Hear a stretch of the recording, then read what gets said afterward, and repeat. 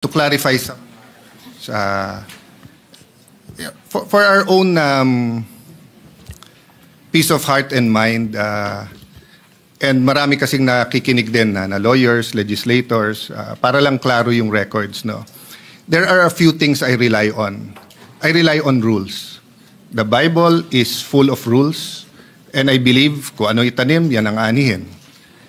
The Senate, may rules yan. So, minority, majority, sigurado tayong masusunod yung rule. And of course, sometimes we misquote each other or we have misunderstanding, but we find a way na mag-usap-usap. Minsan umiinit ang ulo. I thank Senator Bato for bringing it up. I thank the Senate President for clarifying that he was referring to those commenting outside, because wala na po ni isa sa minority ang nagsabing tuta. I think that was comments outside the Senate. And it is fair game for whoever is alluded to. Both ways po, di ba? Pagka may sinabi tungkol sa minority, pero hindi naman kayo nagsabi, or hindi dito sa floor or sa media sinabi ng ibang kakampi or supporter, fair game yan. Part ng another rule is the Constitution. So first, let me clarify yung pagiging unparliamentary.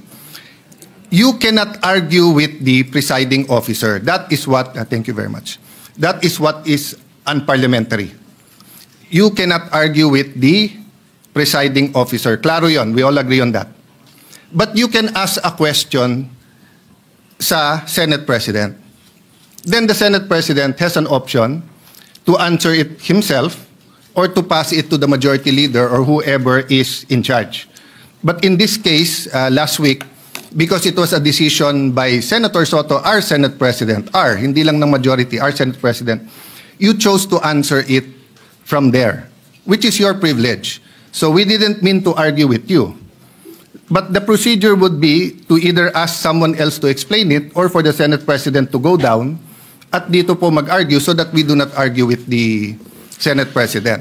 So if there was any form of disrespect, Mr. Senate President, we did not mean that. Pasensya na rin po kayo.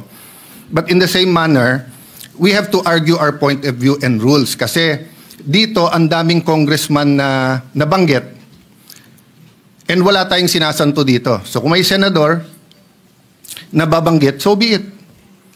We have to get to the bottom of all of this. We need a national reset.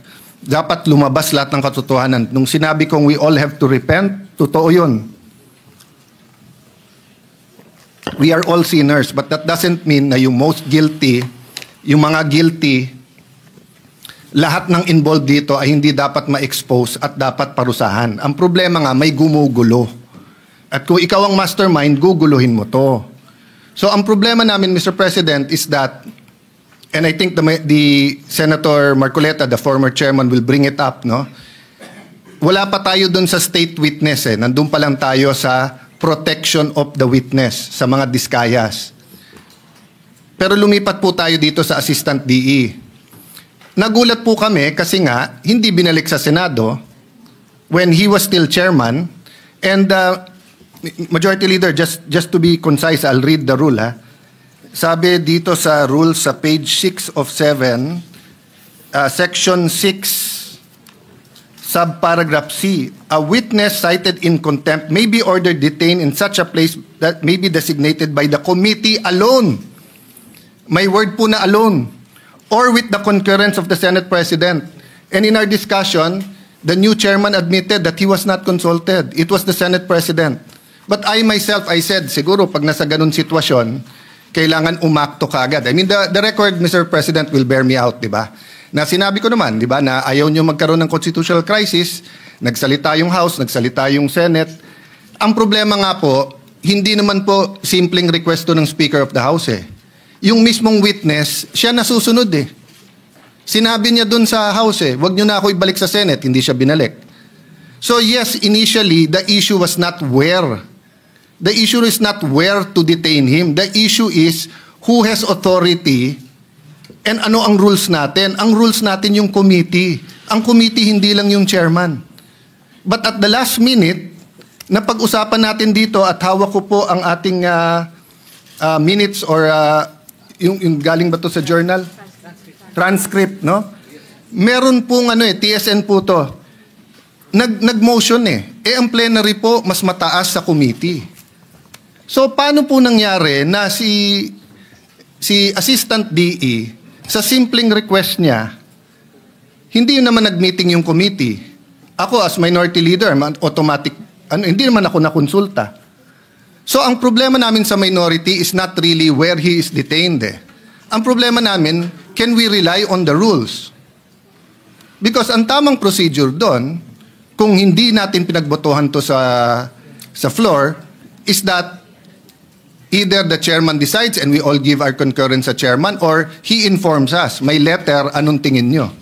Then of course, masusunod naman yung majority, minority naman kami. Pero hindi na naman ganun nangyari.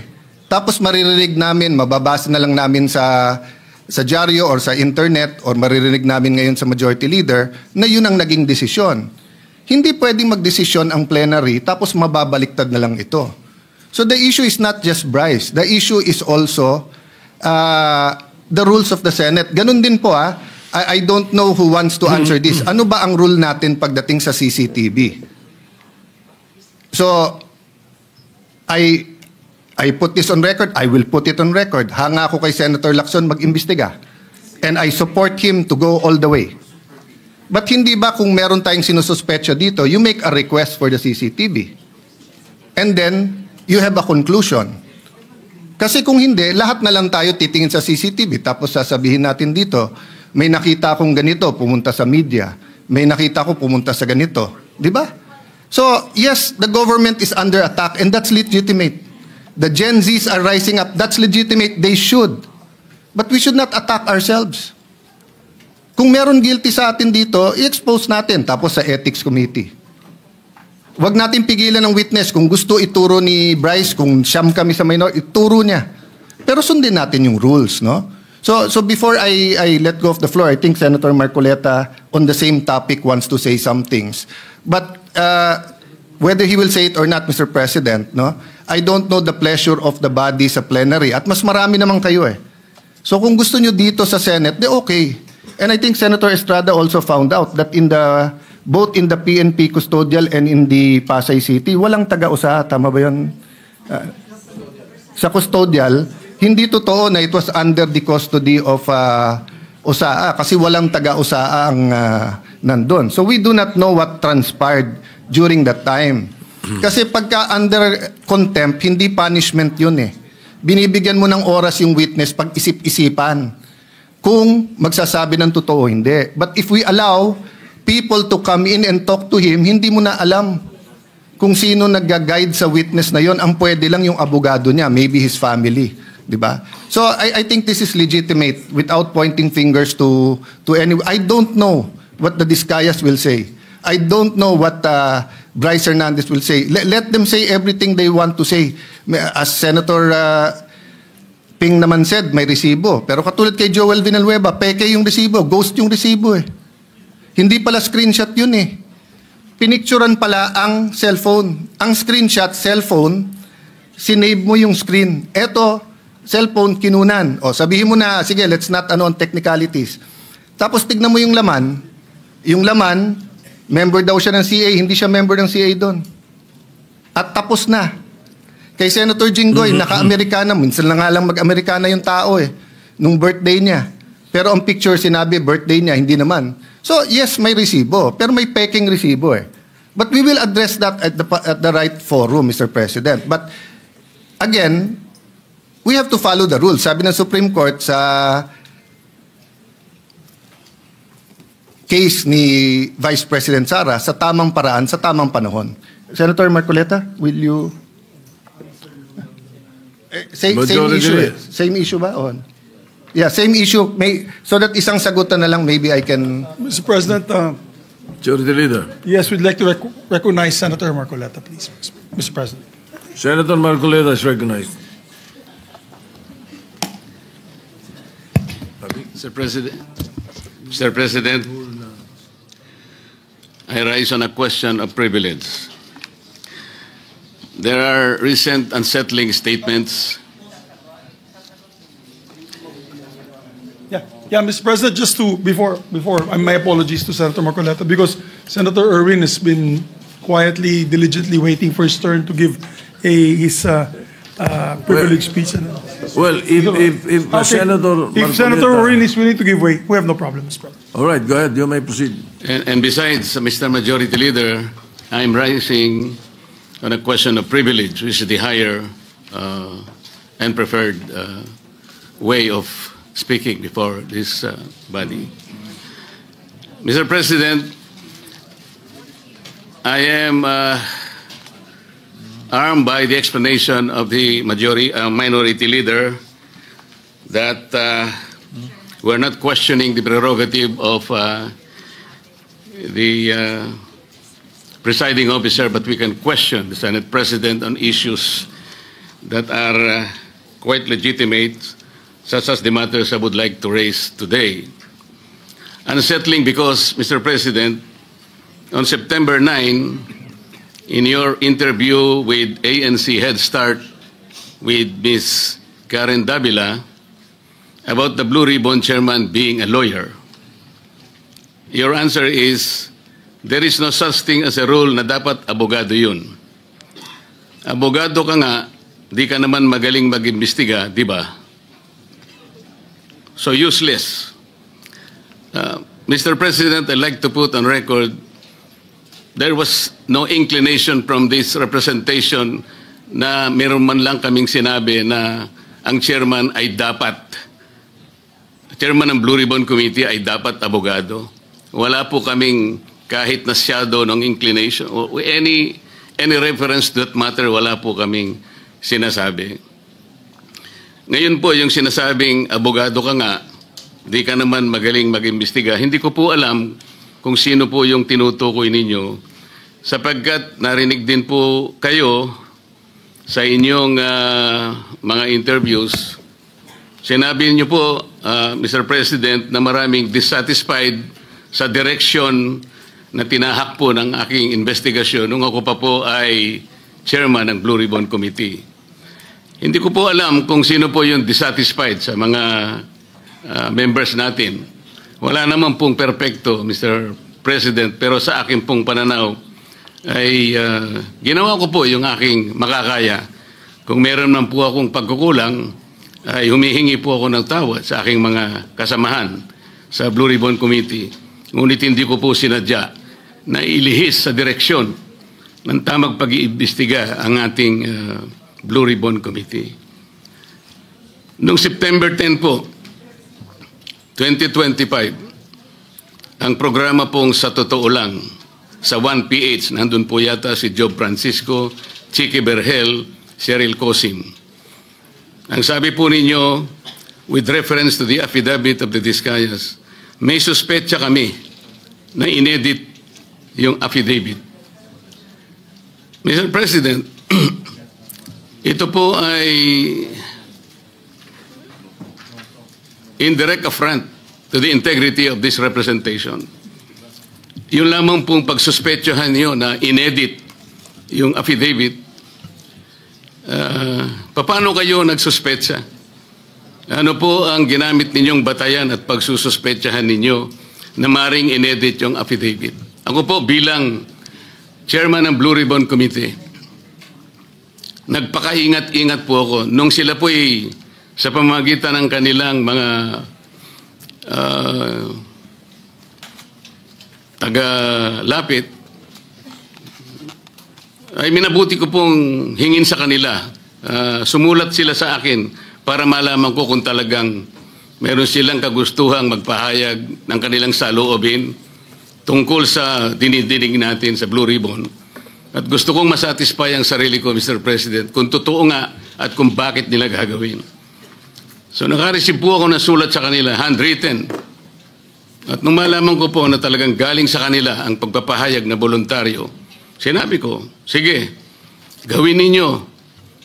At kinakailangan, bago nyo ibigay sa akin, notaryado na yon.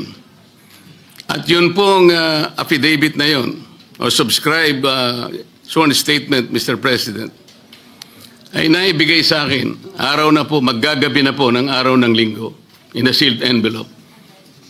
At kung sinasabi po ninyo na ang SOP ay dapat na ibigay sa mga miyembro ng ating Blue Ribbon, wala na pong pagkakataon sapagkat sa umaga po alas 9 ay magsisimula na po ang Blue Ribbon Committee. Noong September 14 po sa Twitter ninyo, meron po kayong binanggit at ito po ang nakasulat. Very devious. Wala pang hearing ang Blue Ribbon ni Ping Lacson. Gusto ng ilang magpalitan agad. What are they so afraid of? Bakit minamadali WPP agad ito? Ano bang nangyari? Malalaman natin sa Blue Ribbon kay Senator Lacson, meron siyang investigasyon ginagawa tungkol dyan.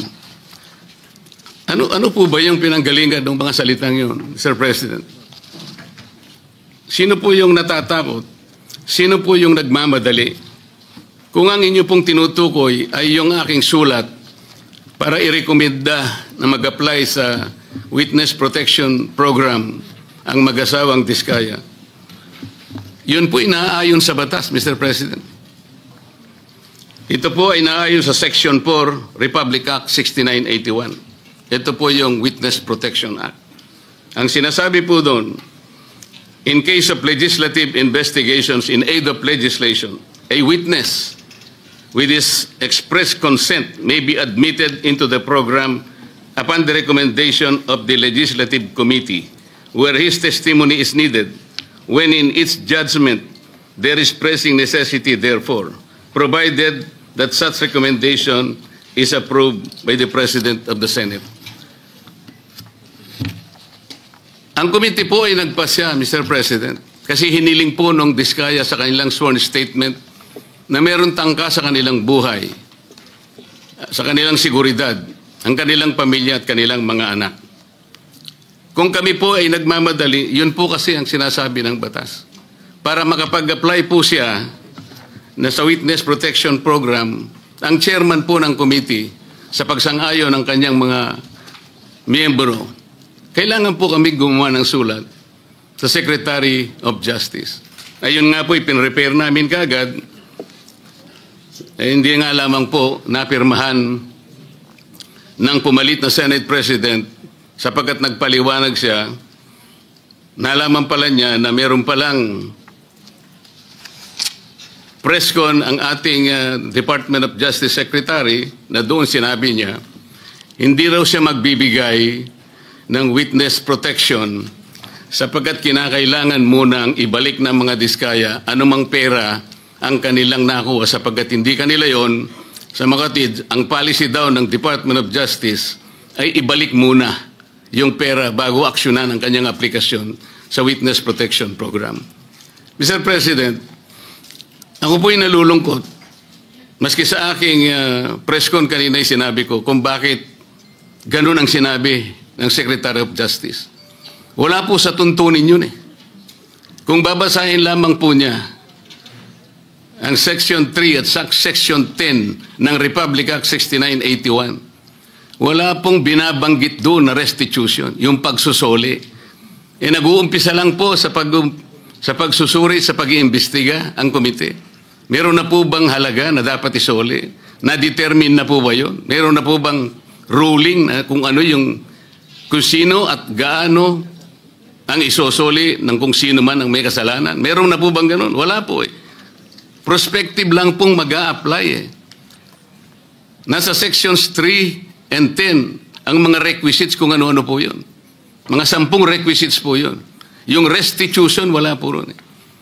Kaya po ako'y nalulungkot kung bakit po binanggit yun ng Secretary of Justice. Samantalang, nung pong linggo, bago magkaroon ng hearing noong September 8, nagkausap pa kami at binigyan pa niya ako ng kasiguruhan na sige, ibigay mo na sa kanila ang pangangako na mabibigyan natin sila ng immunity sapagkat tayo naman ay magkapartner sa kagustuhan natin, pati yung Witness Protection Program ay ating maipasakagad. So yung pagbibigay po niya sa akin ng garantiya, kasama na po yung kanyang USEC.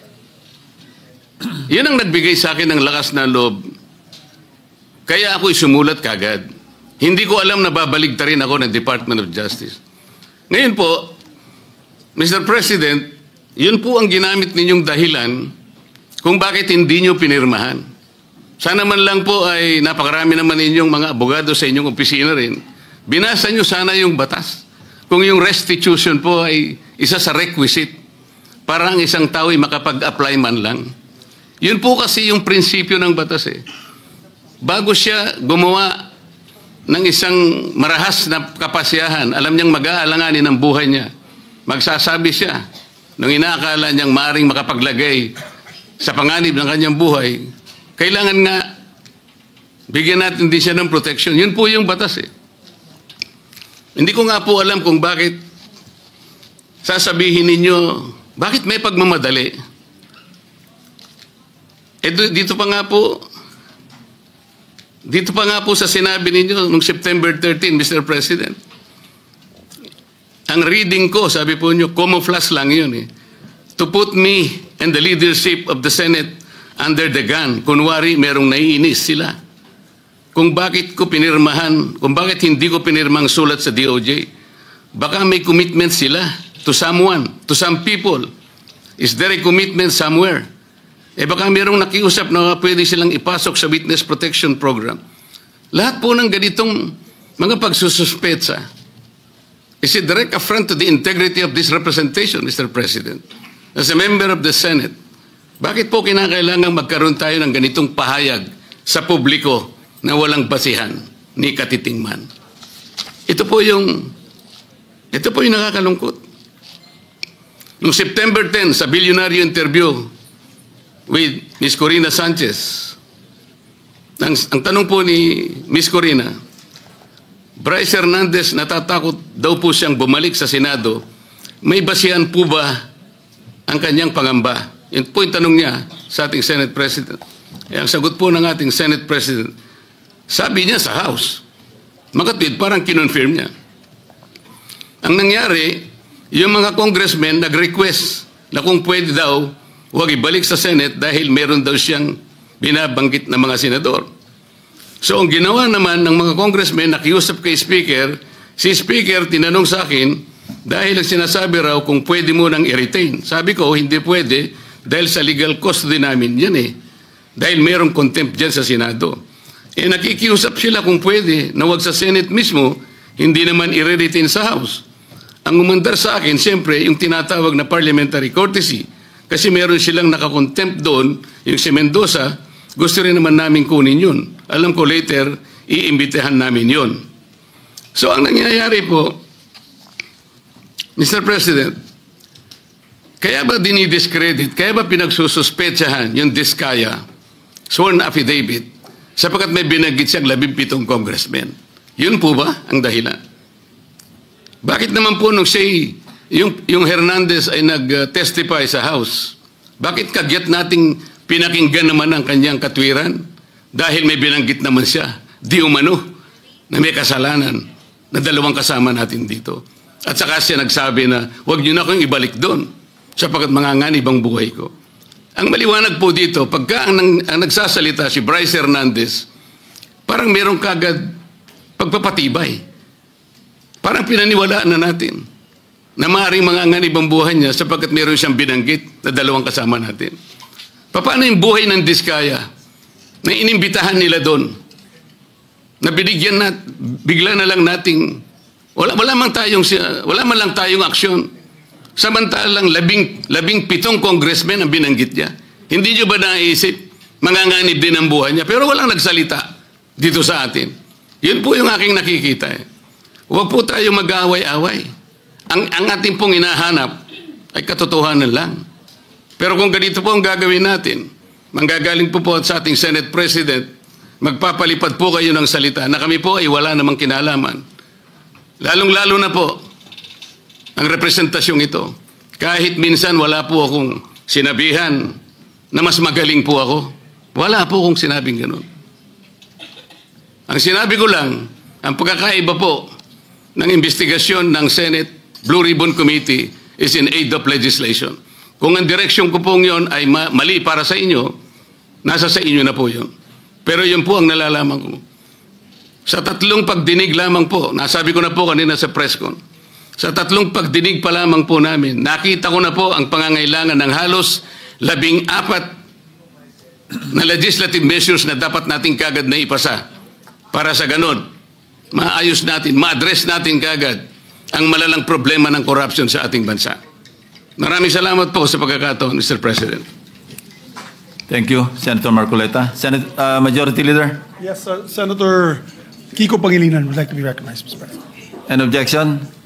Hearing none, Senator Kiko Pangilinan is recognized. Thank you, Mr. President. This is not an interpellation, just a manifestation.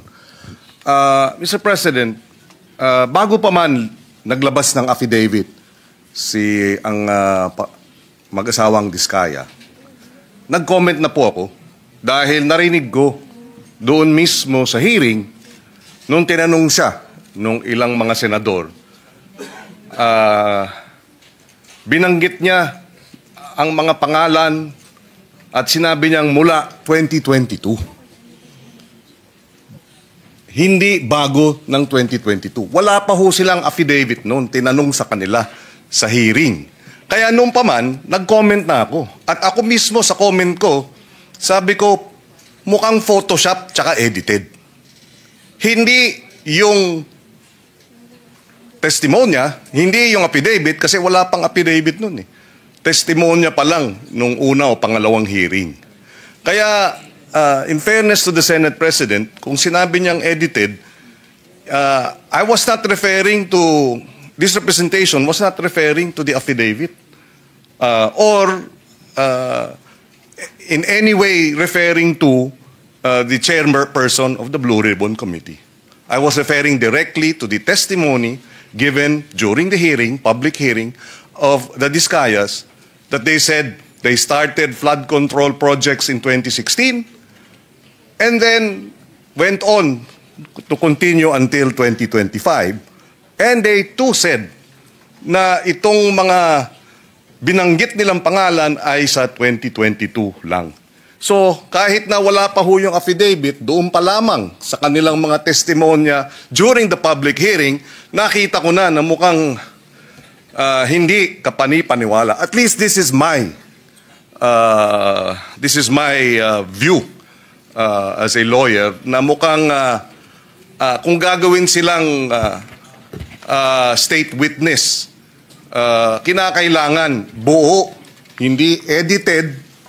And when I refer to edited, sila bilang mga testigo, ine-edit nila. Hindi yung chairman ng komite, hindi yung sa abita. I was not referring to the affidavit.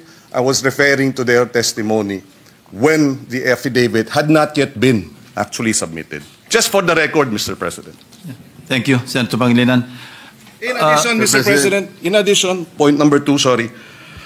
I was a member and continue to be a member of the committee, the Blue Ribbon Committee. Unfortunately, as was pointed out by the former chairperson, it is the committee that decides as to whether or not we will agree to have a witness taken as in custody to become a witness under the Witness Protection Program. Unfortunately, as a member of the committee, I was not able to read the letter of the chairman then addressed to the Department of Justice.